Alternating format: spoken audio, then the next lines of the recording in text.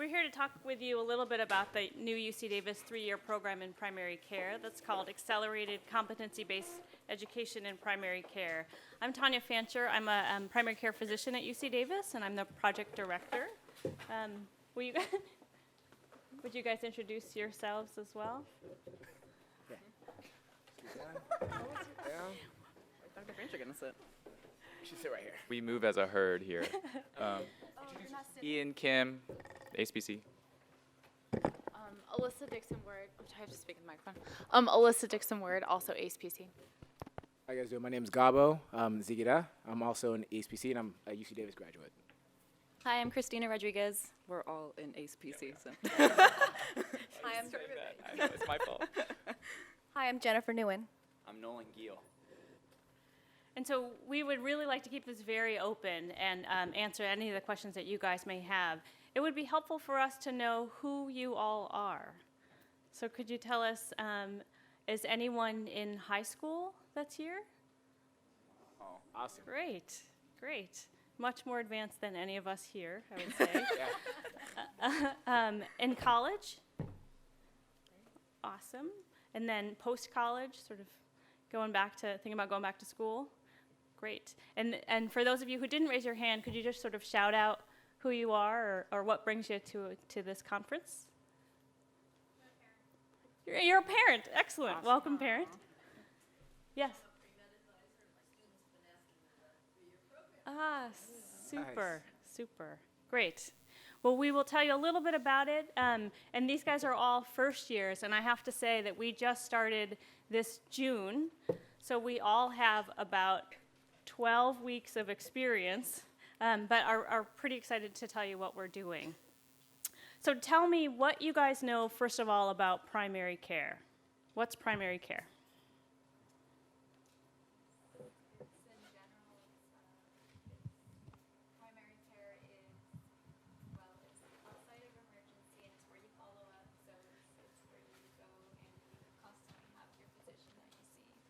Great, so you really hit on the core of primary care. Primary care is that doctor that you see consistently over time, who you develop a relationship with.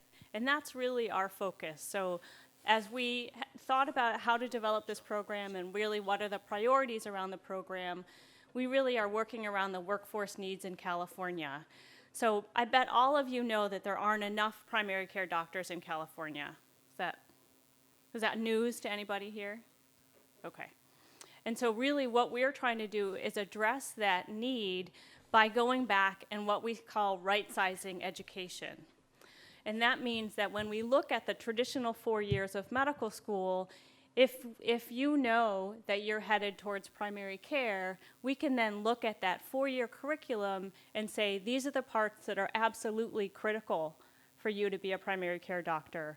These are the parts that are helpful, but actually you're going to learn when you hit residency.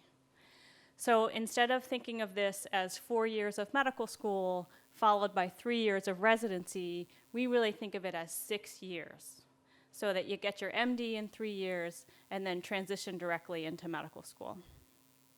Yes? Right, yeah, so the question is this only for primary care? And right now, yes, it is. As we grow, we will reflect more of the needs in California. So do you have any idea what those other workforce shortages are in California? No? Anybody aside from primary care? Yes? Well, I heard that there's a lot of doctors there's a lot of doctors that are old, and so we need new doctors.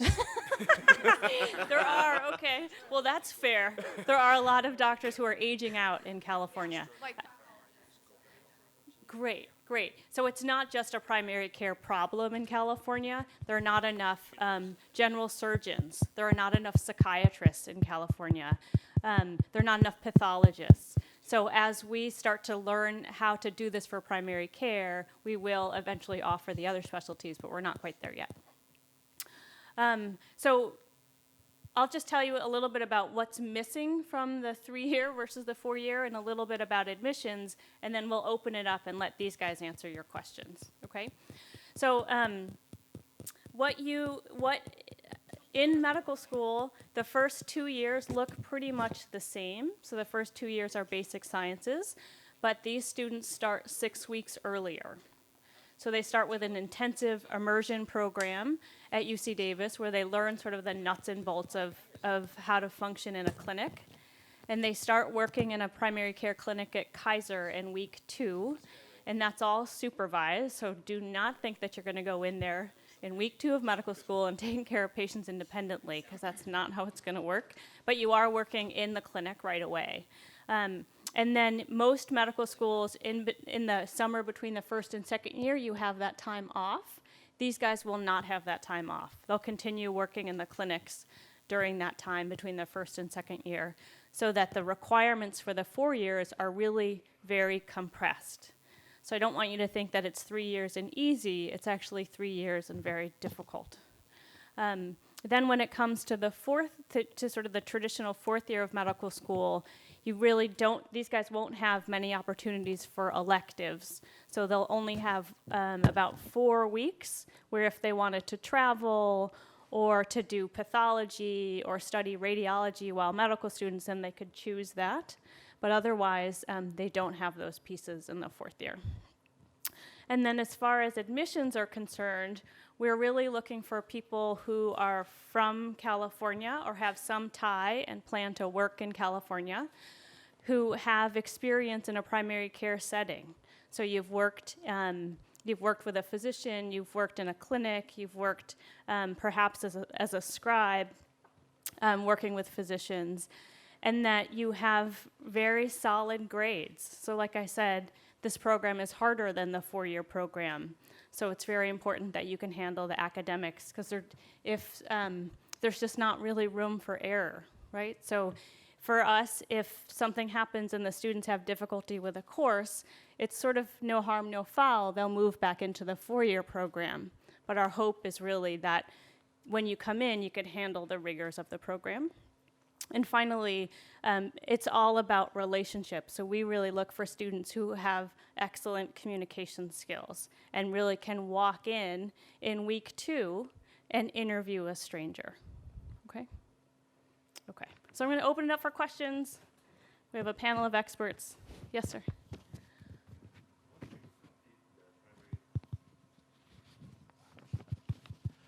Once you complete the primary care program and you complete your residency, and later you decide to change your mind, can you go back into other specialties? Yeah, so the question is, what if you change your mind? There are periods in the program where if you change your mind, if you're still in medical school, you would go into the 4-year program. Again, sort of no harm, no foul. If after residency you decide, primary care is great, but what I really want to do is invasive cardiology, you can apply for invasive cardiology. We will not dislike you if you do that, although it does go, it's against the intent of the program, but we absolutely acknowledge that things can change.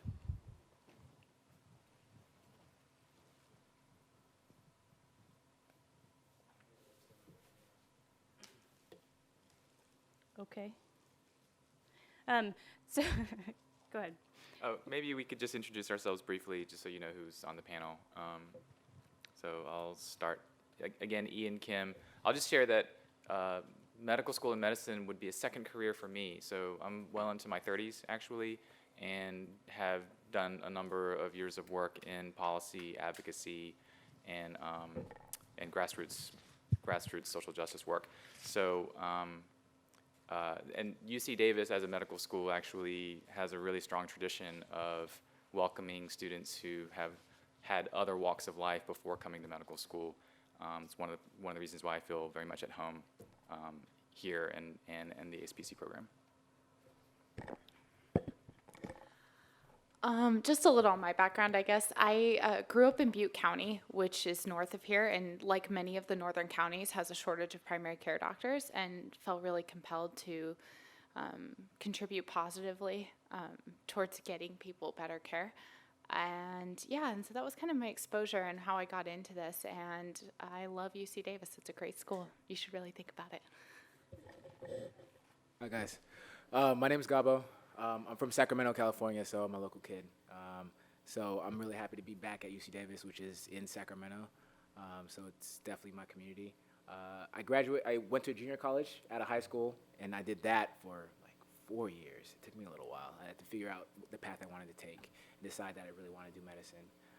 And then I transferred here to Davis, had a number of classes in this room here. So it's like a flashback. A little anxiety. Nah, I'm good. And then I used to work at Costco in Woodland, pushing carts. Then I went to Peace Corps in Ecuador. So it's a whole long pathway. And but with the intention that I really want to do medicine, but I also wanted to expand my experiences. And for the longest time, I knew that I wanted to be in primary care just because that was the kind of doctor that, I didn't always have healthcare growing up, but when I was able to go see a doctor, it was a primary care physician, and that really spoke to me, and that was something that resonated strongly with my calling to the profession. So the program is perfect for me. Hi everyone, Christina Rodriguez. So I'm from Healdsburg, California, which is like wine country basically. And I also went to UC Davis for undergrad. The whole reason that I wanted to go into primary care was really, it stemmed from my family. I come from a Hispanic family, and just seeing really my grandpa, he had diabetes for as long as I can remember, and just seeing his interactions with physicians and how he needed rides to get to his appointments, and he needed interpreters to help him with things. And my mom was really his primary caregiver, and she really made sure that he got to his appointments and got the medications he needed. And it just made me realize that a primary care physician can really do all those things and make sure that the patient can get to their appointments, and really that they have everything that they need to get the care that they need. And that's why I'm going into primary care. Hi, I'm Jennifer Nguyen. I'm from San Jose, California. I did my undergrad at UC Berkeley, and then afterwards I wasn't actually convinced I wanted to be a doctor. I was pre-med, I did all the motions, but I was just like, this is really what I want to do. I took some public health courses, started really speaking to me a lot more rather than the sciences about how there's a big gap in there's a lot of gaps with wealth and health.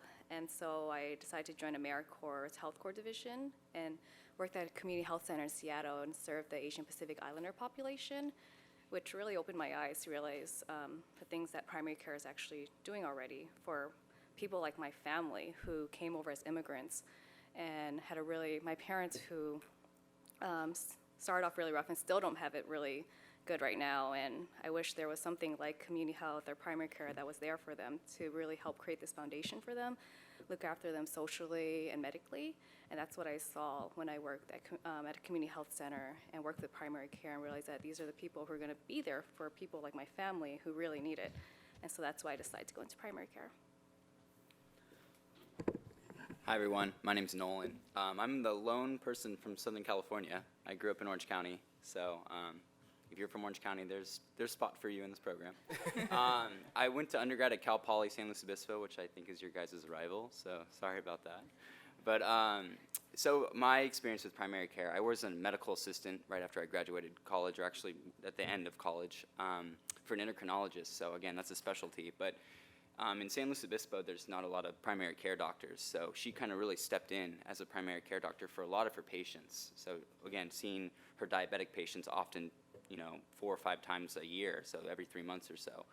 And that really resonated with me because she got really excited about some patients when they were going to come in. So you could tell that there was a relationship with that extended beyond the healthcare that with the patient. So that really spoke to me. And I also volunteered as a medical assistant at a primary care type clinic for underprivileged populations. So that was also an excellent opportunity to kind of get involved in the primary care setting for those who really need the care, who hasn't seen physicians in a long time. So that's why this program really resonated with me, and I'm glad to be a part of it. So, questions? No, I was going to say open up for questions. You guys are targeting rural communities, and I live in Clear Lake, and I think you guys are pretty familiar with that area. As far as residencies go, I know that a lot of people end up working where they do their residencies. So is there going to be residencies available in those rural areas? So that is a great question, which really talks about sort of the whole picture for training, right? Part of it is medical school, and clearly part of it is residency. As of now, we do not have a relationship with a residency up in the Clear Lake area, and I don't think there is a residency up in Clear Lake.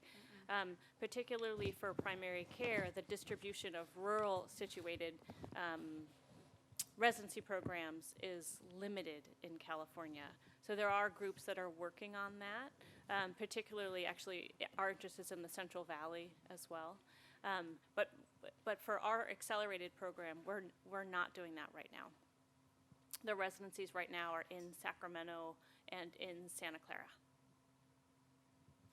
Yes, ma'am.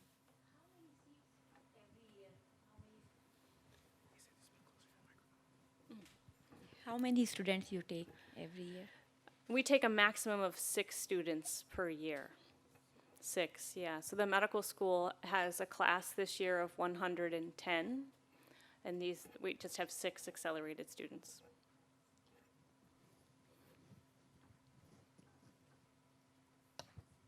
Realizing that this has been only a few short weeks since your academic year, I'm a non-traditional applicant, and I'm actually married, hopefully kids on the way in the near future.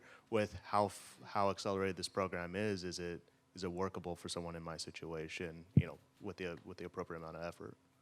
Yeah, I can definitely speak to that. I'm married. I have a 9-year-old daughter, and actually, I think there are a lot of advantages to this program, because one thing that being a part of this program takes out of the equation is needing to compete for residencies, right? Because we already know there's which residency programs we're eligible to join with. They're all in Northern California at this point. So actually what that's allowed me to do is to have a longer horizon for planning for my family, right? So then we're able to plan for where my daughter would go to public school. And my wife's able to make her career choices knowing that we're going to be able to stay in California for at least 6 years and probably longer, right? Whereas in the normal setup, after the 4th year, most medical students actually have no idea where they might be living, right? They could be far flung to the East Coast or somewhere else in the country, or somewhere else like much farther south in California. So that's been very helpful for me. It is definitely more intense during these 3 years, as far as I can tell. Starting earlier, not having a summer off, means that I won't have a summer break with my daughter when she's off from school. So that comes with the commitment. But on balance, actually, I think that it's very helpful. Hi. I'm currently a post-bac student, and I was wondering if you know if the admissions committee weigh your post-bac grades more than your undergrad grades, or is it combined when they look for GPA? Yeah, everybody's looking at me for the answer for that.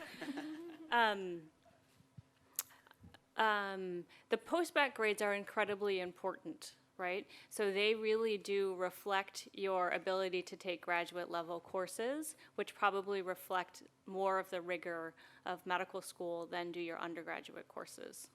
Does that sort of answer your question? But I would say it doesn't negate, your undergraduate work, but that there is an expectation that as a post-bac student that you do really well in your graduate work. Congratulations, good move to do the post-bac program, by the way.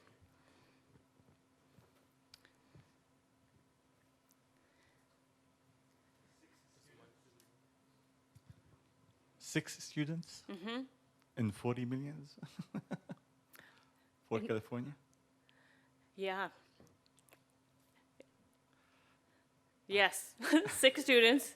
It's I think it's the beginning. So it's our first year. We're starting small. We will grow, but yes.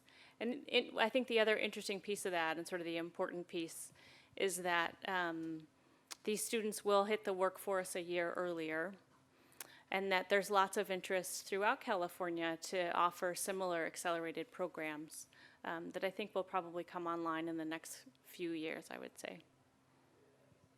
But we would love to do it for more. Yes, sir.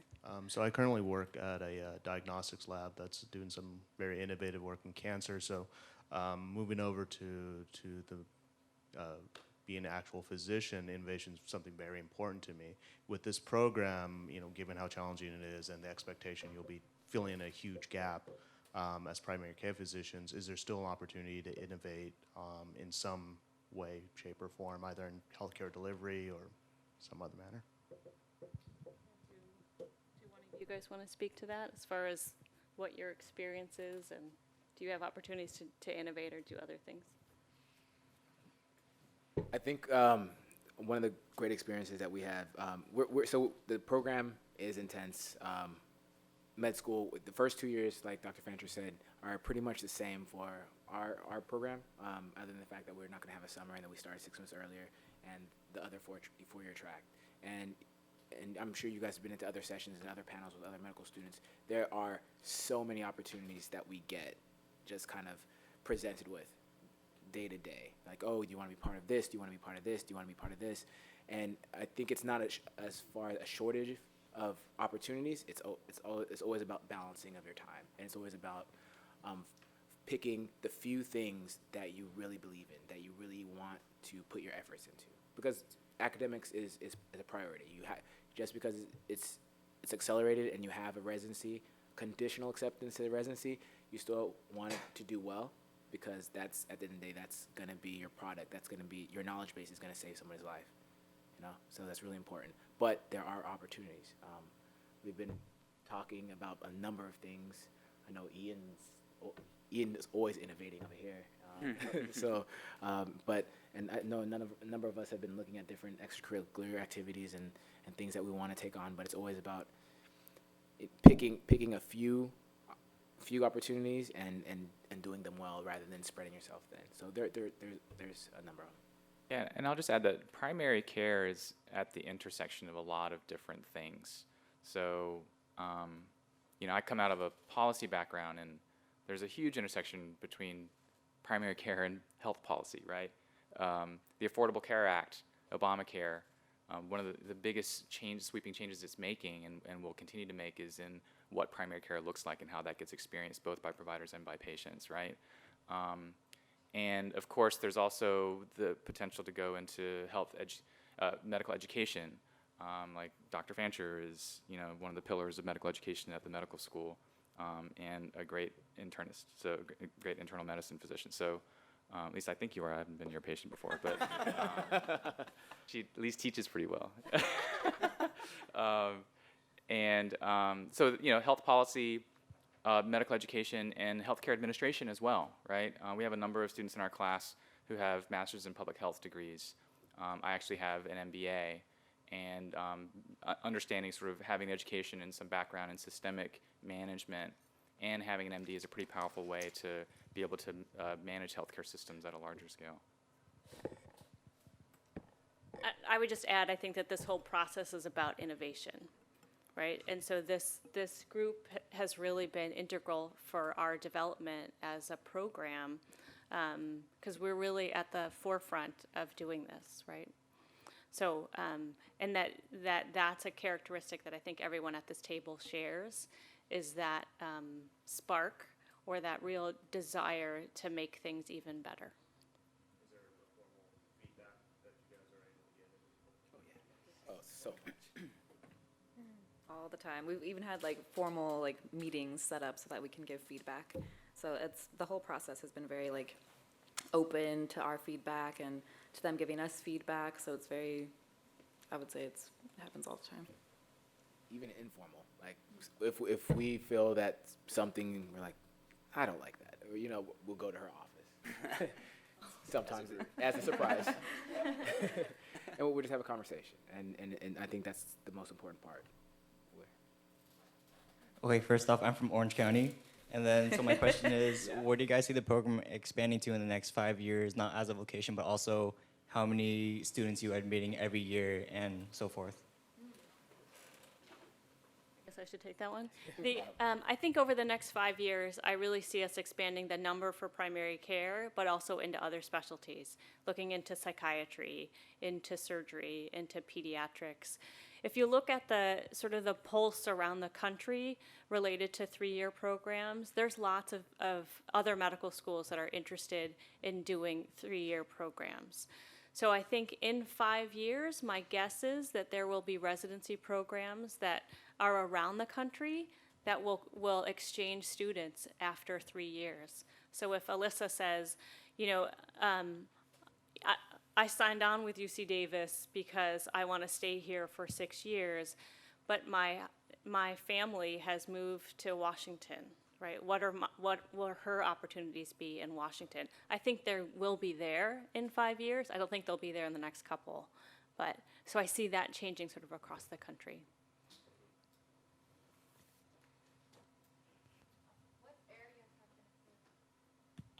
What areas have been approved so far for rural? I'm sorry, I'm not sure I As far understand. as the primary care goes, and specifically targeting Northern California, what areas have been approved as far as residential and showing that 6-year commitment to that specific location? So I guess I'll answer that with a response about the residencies, where the residencies are. Like I mentioned, one is at Kaiser Santa Clara, which is an internal medicine primary care program. And then here at UC Davis, the internal medicine program. I think by the time these guys finish, we'll also include other family medicine programs throughout the state. There's a question. Hi. So are there any differences in the application and selection process for people who want to pursue this program? And if you did apply for this program, would you be automatically considered for the normal 4-year program? So what'll happen is you'll do your primary application, and then if you when you receive a secondary from UC Davis, you'll get a paragraph there that'll say we have a couple different tracks at UC Davis, and you will have the option to write about why you would be interested in ACE-PC in particular. I want to say it's 1 or 2 questions. Is it 2? I think it's just one. It's one. It's actually one question. Okay, and then once you go through the application process, if you get into the 4-year program, you are considered for ACE-PC, and then they'll do a separate interview after the normal interview. Yeah. So just to reiterate, so you get into the 4-year program first, and then you're considered for the accelerated program.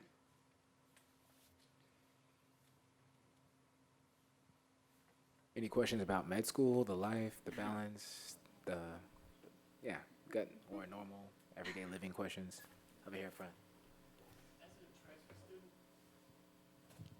As a transfer student, did you feel any less prepared for any of the school that came after?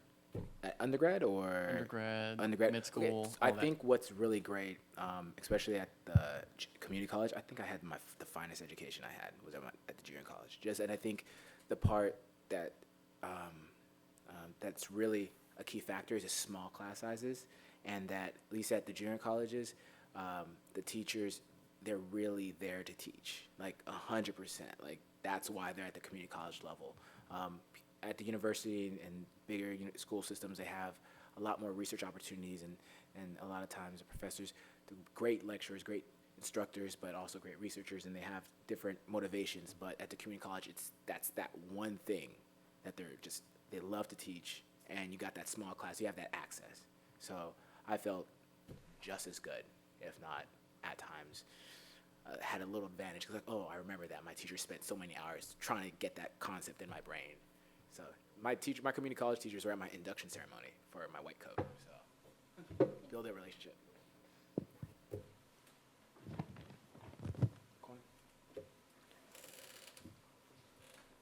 So I have 2 questions about medical school. How's the grading system for the first 2 years? The grading system for the first 2 years at UC Davis is just on a pass or no pass basis. It's, I think, 75% is pass. Well, I think it changes per class, but I think that's pretty standard. Yeah. So it's not a really cutthroat environment. We're just all trying to pass. We have this saying, it's pass, P equals MD. I think it's really great that the system that they have at UC Davis, because I mean, as a group, we're very open with our notes, and we're really advocative of other people in our class. So I mean, there's no real competition. So I mean, it's really a good learning environment because we're all there for each other. Like we just had an anatomy practical on Friday, and we all passed, like the entire class passed, all 110 of us, which I think is one of the first times that's ever happened. So, yeah, I mean, really the cohesive group, it's great. So it is pass, no pass, but we're all together as one unit. So I think that's really great, as opposed to a lot of other programs in California. I think that they do have the standard grading system. So. Yeah, my second question was about the atmosphere, but thank you. Yeah, I read your mind.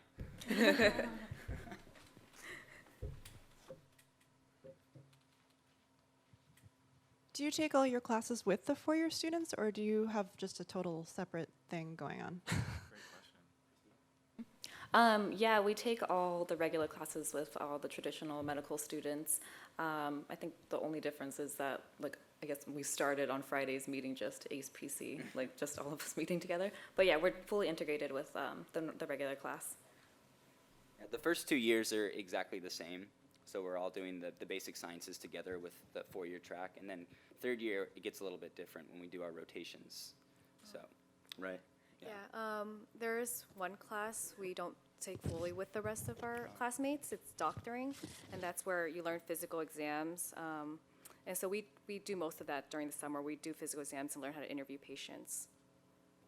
I think the most important difference, though, is that on Monday afternoons we see patients every week, and that's something that's pretty unique to our program. Most first years don't get the opportunity to do that, so we end up spending a lot of time at our with patients and interacting and learning in that environment.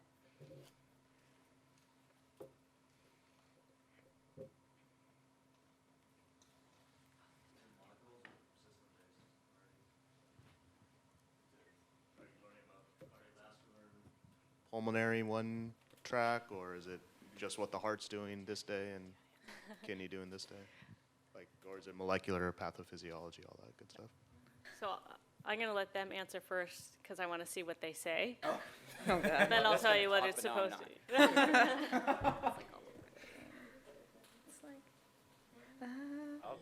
I'll try. Okay, so first off, this is stuff I didn't understand actually until relatively recently. So there are these board exams, right? So actually to become a licensed physician, a big part of the purpose of medical school is to prepare you to pass these national board exams, right? And they're in multiple steps. There's step 1, step 2, and then there's step 3. Step 1 comes after, basically at the end of your second year. So the first 2 years of classroom education are supposed to get you prepared to be able to pass your step 1 exam. Am I getting this right? Mm-hmm. Okay. So, what the question you're asking is really interesting because it's like the typical, I think the typical traditional way that medical school works is you have different subjects that often are not aligned by like body system, right? So you have your microbiology or your anatomy or your physiology or biochemistry and all that, and each sort of has its own curriculum, and one class may not relate to the next. And I think more innovative curricula at different medical schools attempt to tie bodily systems together across those different courses. And my sense of UC Davis is that it's sort of somewhere in the middle. So there are times when what we're learning in biochemistry doesn't seem to have anything to do with what we're learning in anatomy, let's say. But we did just finish like a segment of our curriculum that was all about cardiovascular anatomy, physiology, biochemistry, histology. So within a 2 or 3 week period, all the courses that we were taking were about the heart and the circulatory system. And it was really neat because there were things that, at least I got a sense like the things that are really important to know come up repeatedly. And that repetition is helpful for actually really learning it well, right? And you start to see the intricacies of how, at the microscopic level in histology, how things relate to the gross anatomy level, which you can see with the naked eye, for instance. Did I get it right? Yeah, you did a very nice job. And then in the second year, it gets more into abnormal path and a little bit more system focused, actually, in the second year. Hi. I just had a quick question. I know a couple of you guys said that you had done like Peace Corps and other service programs before coming to the medical program. That's something I'm super interested in too. And so I just wanted to know, was that transition, how was the transition from Peace Corps or just doing things in the service to medical school? Was that an easy transition? What was that like? Yeah. Okay. So I think Jennifer and I both. So she did AmeriCorps. I did Peace Corps. Peace Corps is a little different, just because it's depending on where you go, the country, the culture. One experience. I was in Ecuador, and in Ecuador there was about 200 volunteers. I would say each 200 of us, even the ones who were in the same city, had a different, unique experience, just based on the host family you lived with, the community you worked with, the type of work you were doing, and the different kind of, because when you go to Peace Corps and a different thing like that, you're facing a different culture. Like and sometimes you feel that, oh, that's gonna be great. I'm just gonna go in and I'm going to be part of it. But there's parts of it that are just so foreign to you. You don't know the rules and basics to it. So it's 2 years you're there. You learn the culture. You learn the ins and outs. You get accepted, and then they have a whole different pace of life. And then you come back here. And it was a little shocking at first, but but you have to prepare for that. Like, I came back about 3 months earlier, before I started medical school, just because I knew I would need a little transition time. And I think like one of the things here that I forgot about was just kind of like the decadence. Like it's like I went to San Francisco. I came back for interviews, and part of that I went to San Francisco, visit family. And I saw people walking around, had all these smartphones and BMWs, and I was like, what's all going on here? Where's all the dust? and where's the like the people connection? Just because in South America you have that personable people connection, and you walk down the street, 100 people are gonna say hi to you, even if you're having a bad day. Somebody's like, oh God, I just gotta get to work, and you're like, but you can't put on the blinders or just walk. And you're like, everyone's like, hey, gabo, gabo, gabito, and you're like, hey, how you doing? And it's a beautiful thing, but you do need a little transition. So you want to if you do a service thing, I think it's fantastic. It helps you grow. It helps you see the world in a different kind of perspective, and think about things that you may never have examined. But yeah, but I missed it. I missed the hustle and bustle. I mean, we've been doing this for so long, undergrad, from junior college to undergrad to, I was used to a certain pace, and I went to Latin America, and it's like it kind of slows down, and I liked it. It was cool and it was at ease, but I always felt like I need to do something. So kind of getting back into it. So being back in medical, so I love it. There's options, there's things, there's lights, there's this and that, and it keeps me busy. So, Jen? So my experience is pretty different. For AmeriCorps, I stayed in America. And I was up in Seattle, Washington, working with the underserved Asian Pacific Islander population in community health as a patient navigator. So I did a lot of health education, met with patients to help them find social needs, did early literacy programs, and as I said before, I wasn't really convinced I wanted to be a doctor until I joined this program, because it made me see these primary care doctors who were there for people like my parents, and just seeing them help them in every aspect of life, like not just if they were sick, but oh, you need food stamps? Like, I could send you to a patient navigator. Like, they will help you find food. They will help you find shelter. They will help you learn how to interview, go to the Goodwill to find interview clothes. And I thought that was so beautiful. And so working in community health, working in AmeriCorps, like, I couldn't wait to be a doctor. Like, I wanted to be there so bad. And that's all I wanted when I left Seattle. Like, going back home, it was so torturous to do the application and not knowing if I was going to get there. And then I worked at a radiology office too, and that was horrible. And I knew I wanted to do primary care so bad, because every day I was miserable, and I'm really not a quitter, but I quit after 4 months because I'm like, I can't be here. And I was just so excited, and like doing my ACE interview and like talking about primary care, I just got even more excited. And like my program just made me really excited to finally get on that path, to be like my idols that I saw work with people like my parents, work with immigrant populations, underserved, and really provide them with the care they needed. So it really created a spark for me. Thank you guys so much. Wow.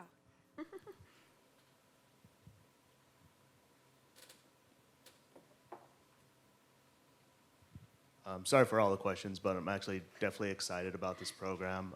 Just some feedback for you as a non-traditional applicant. This is exactly what I've been looking for that I didn't know existed, but the ability to get to work sooner after applying, and to stay in California, which would, make my wife want to kill me less for even wanting to apply. It's perfect. So if you ever want to do advertising, go after the non-traditional population, because there's a lot of us that would want to do this program. With that in mind, this question ends with, what do I need to do to apply? But yeah, I'll turn that phrase to more, what do you look for to show genuine interest in an applicant's history that shows that this person's going to be cut out for this program? That's a legit question. You guys have never heard this answer either, huh? I know. So I think it's a very complicated answer, but I think you could probably gather from the group that is at this table that having a deep, meaningful experience in patient care is critical.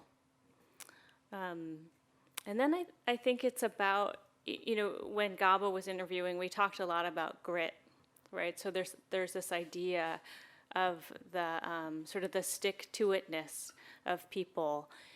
And I think that's where a non-traditional applicant is very interesting, right? And that for students coming out of post-bac or straight out of college, that's a little bit harder. There are lots of students, like Nolan shared with you, that when he finished undergrad, he was an MA and even had started working as an MA while he was in undergrad. That's incredible. So we are looking for that extra incredibleness in people. And I think that these guys just sort of demonstrate that right around the table. But it's very valuable to us that you have embedded yourself in a primary care setting, and that when you come and talk with us, that you have a sense of really what are the challenges in primary care, because it's a challenging job, and we all acknowledge that piece. So we want you to come in having some sense of anticipating what those challenges may be and how you personally are planning to address those. I don't know if you guys want to add anything. I'll just add that, and maybe just layer on like a little bit about money. So one of the huge advantages of this program, in case you haven't noticed, is that you're paying for 3 years of medical school instead of 4, right? And medical school is only getting more expensive as time goes by. So to be able to cut 25% off the cost of a medical education, to me is hugely attractive, not just because like, oh, I get to save money, but actually for me, it's like I want to live a life of service. I want to be able to choose to go to the kind of career pathway that may not be as financially rewarding as being a radiologist, right? So having less debt coming out of school gives me more financial freedom to choose a life of service. And that's really meaningful. The program does also come with a little bit of additional scholarship money.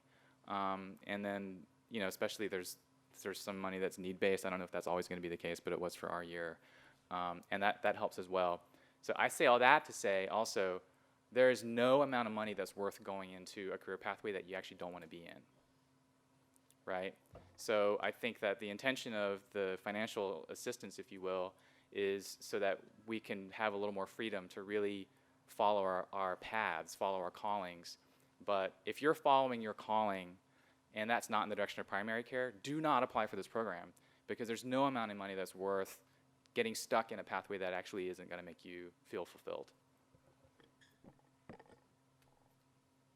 Just to touch on what Ian said, I had the privilege of being in your seats before a couple different times,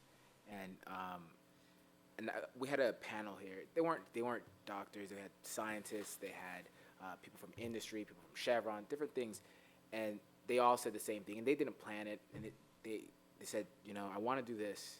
I got to it, and they're paying me, garbage truck loads full of money, but I hated it, and I got out of it.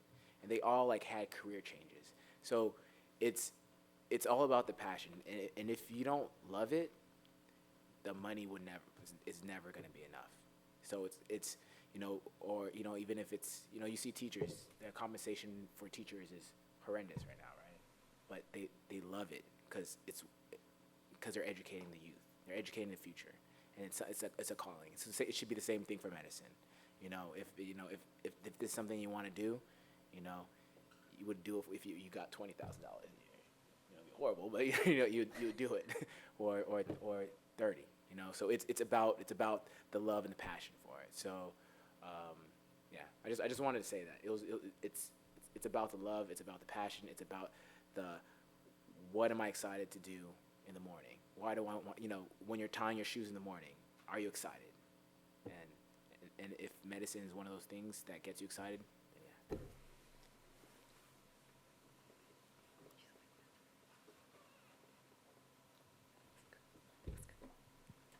Hi, I have another question. You said that you all started working in clinics, and you go rotate through clinics. So would those be the various student-run clinics in Davis, or are they what clinics, and what are the populations of those clinics?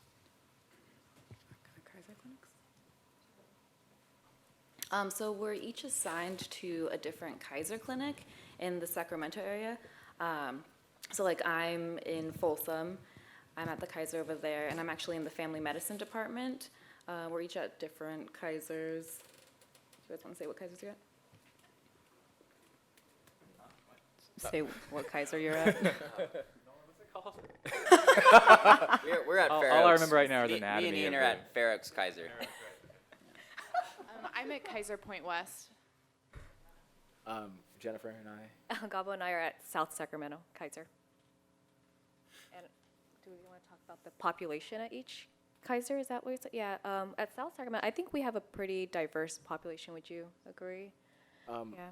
I mean, I think what the program specifically, we're in Kaiser clinics, but also as UC Davis undergrads, you still on the Saturdays you could sign up and do the clinics that I think some of you are aware of. Are you guys aware of the student-run clinics that UC Davis has? So there's like Clinic at the Pati, Imani Clinic, Shifa Clinic, Joan Viteri. There's a number of student-run clinics that I felt that we kind of had an advantage kind of coming in the beginning, because like during the first week, second week of school, they said, oh yeah, you guys could start volunteering on Saturdays to go to the clinic.